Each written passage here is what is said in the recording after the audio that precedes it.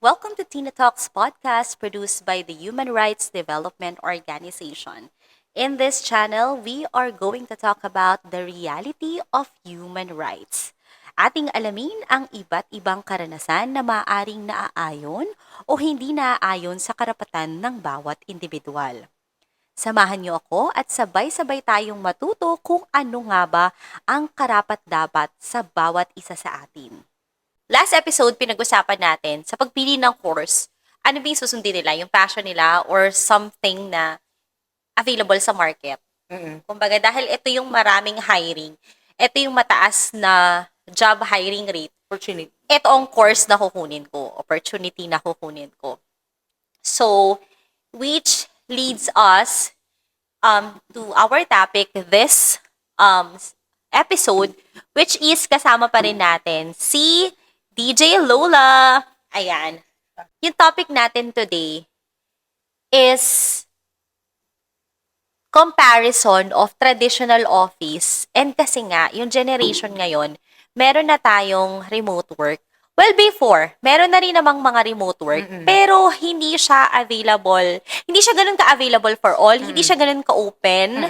Even yung mga companies, private man yan or government man yan, hindi naging open-minded yung mga business owners or mga managers, yung HR particularly for a remote type of work. Nag-start lang naman kasi yan during pandemic eh. 'Di ba? Totoo. Na kasi hindi nga Bawal. But since ngayon maluwag na, nagtuloy-tuloy siya. Pwede pala siya, Yes. di ba? And kagaya ng na-mention natin during the previous topic natin, na during the time of pandemic na nagsara lahat ng mga doors, ng boundaries, marami ring at the same time nagbukas na opportunities. Which is, I myself, I came from a traditional office setup for 15 years. 8 to 5, mga ganun eh. Eight No? out, even more. Kasi pag private, yeah, lalo na 24/7 operations or business, talagang anytime, lahat ng trabaho nandoon Nandoon. sa establishment na yon. Hindi mo siya kayang iuwi sa bahay eh. Well, in my case, na service kasi ang trabaho. Pero ngayon, may mga opportunities na even service-oriented. Well, depende rin pala sa type of work. Oo Like naman. ako, nasa digital marketing ako. So, obviously, I can do it sa bahay. Kahit saan. Kahit saan, actually. Yes. That's why, nandito si DJ Lola, isa siya sa mga kagaya ko na naka-experience ng both worlds. So, para mapanood nyo kung ano yung kanyang experience ng trabaho, you can watch our first episode. So, welcoming back sa ating second episode ng Tina Talks is of course DJ Lola, the walking universe from Puerto Princesa City, Palawan. Hey! So, sige, let's start. DJ Lola, so, Yes. thank you for sharing with us your story kung paano ka nakapag-decide to choose a course. Ngayon naman, share us your experience. After you graduate, balikan natin yung memory mo na yon. Oh my goodness. Though na, I think na-mention mo siya during our first episode na hindi ka nag-apply. Hindi, oo. Hindi talaga ako nag-apply. Yun nga sabi ko kanina na parang pumunta sa friend, dahil nag-OJT nga tayo dun sa DYPR, at nangangailangan din that time yung DYPR ng DJ. Hi, DJ Reggie. Palagi ko na siya, Courtesy sa courtesy kanya. sa kanya. Dahil siya nag-help sa'yo. Siya nagbukas ng maraming doors sa akin. Sobrang, pati yung pagiging model. Charot, hindi pala ako. Sorry. Hindi pala ako model. Sorry ka, model ako. Yun. Yun. Dala ka ng resume bukas. Dala mo. Yun. Tapos, after nun, yung second job ko, nung nagsara yung DYPR, doon ako naka-experience na nagbitaw ng resume. Okay. And speaking of that, pwede mo ba mai-highlight ano yung pinaka-memorable experience mo maliban sa hindi ka na, yung meron ka kaagad trabaho. Aside from that, ano pa yung memorable experience mo na sa pagja-job hunting and meron ka rin bang traumatic experience? Parang, oh my gosh, ayoko na. Ayoko na mag-apply Ano? dito. Wala naman. Excuse me. Sana Wala all. naman. Wala naman kasi Oo. hindi ko alam kung bakit. Siguro mabait lang ang Diyos sa akin noong panahon na yon na sige, hindi lang kita pahirapan, go. Kasi after nung pagsara nung first job ko, yun na, sabi ko, magbibigay na ako ng resume. Oo, yun na yung mano-mano. Oo, yun na- Yung pupunta ka sa mga establishment. Pipicture ka. Yes! 2x2. Di ba? Tapos naka-corporate ka, naglalakad ka sa initan. Oh, tapos may dala kang May dala kang- folder. Di ba? Alam mo White na, folder. pag nakita ka sa kalsada na gano'n, Naghahanap ka ng trabaho. Yun, di ba? Naghahanap ka ng trabaho. Noon, ganon. Ngayon, Yes. marami. Yung struggle ko naman yung, sige po, tatawagan namin po kayo. Hanggang sa, okay, hindi nagtawag. So Mga not ganun. really traumatic, pero parang, siguro parang, na-disappoint ka, or na-discourage ka na, ay, pag ang linya is tatawagan na Medyo, lang. medyo tagilid na yun. Ibig sabihin, not sure. Not sure. Pero Pag tinanong, kung kailan ka pwede mag-start, I go na yun. ibig sabihin. Oo, laban ka na yun. Oo. Yes, that's Ako true. yung second job ko ay sa provincial government. Line ko din kasi Provincial Information Office. Pumasok din ako sa kanya. Boss ko naman doon si Ma'am Daisy Ann Piatrero. Nagme-mention talaga ako ng name. Yeah. Ng DepEd Provincial. Nagme-mention talaga ako ng name. Siya yung naging boss ko. At naging plus factor din na kinuha niya ako kasi ang sabi niya, ikaw si DJ Lola, nakikinig ang mga anak ko sa'yo. Hinayra ko.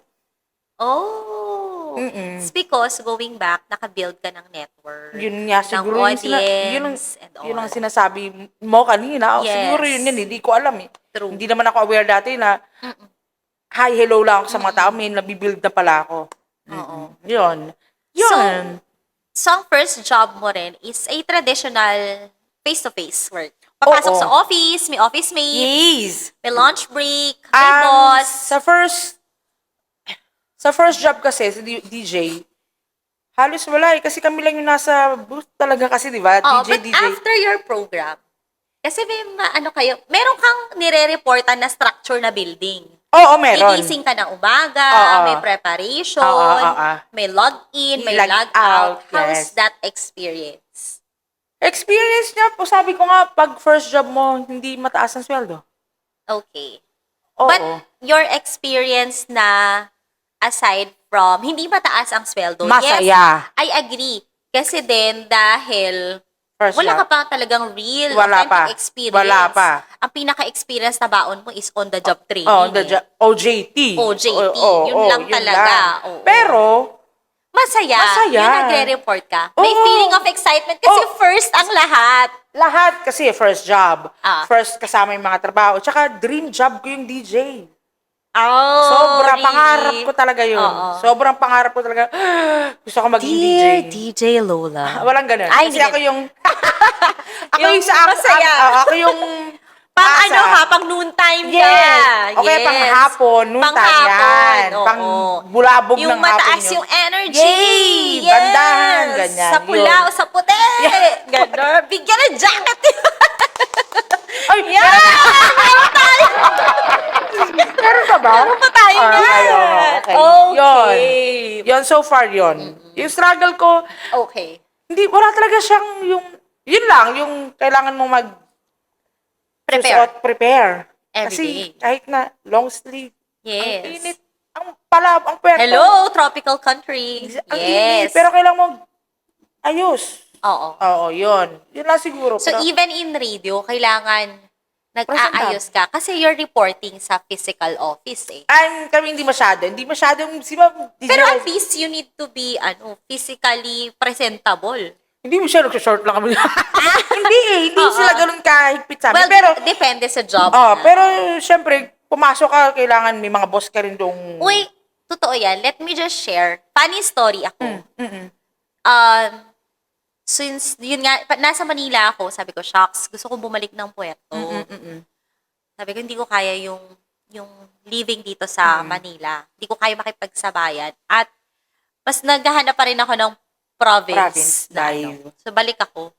ang hiring dito, we are known for tourism. Mm-mm. So, lahat, ano pa yun, ang application pa nun is, sabi ko kanina, sa online. Job street. Dati, ang uso pa nun ay job street. Yes. Lahat ng lumalabas, nasa Manila pa lang ako, just waiting for the date ng aming marcha, graduation.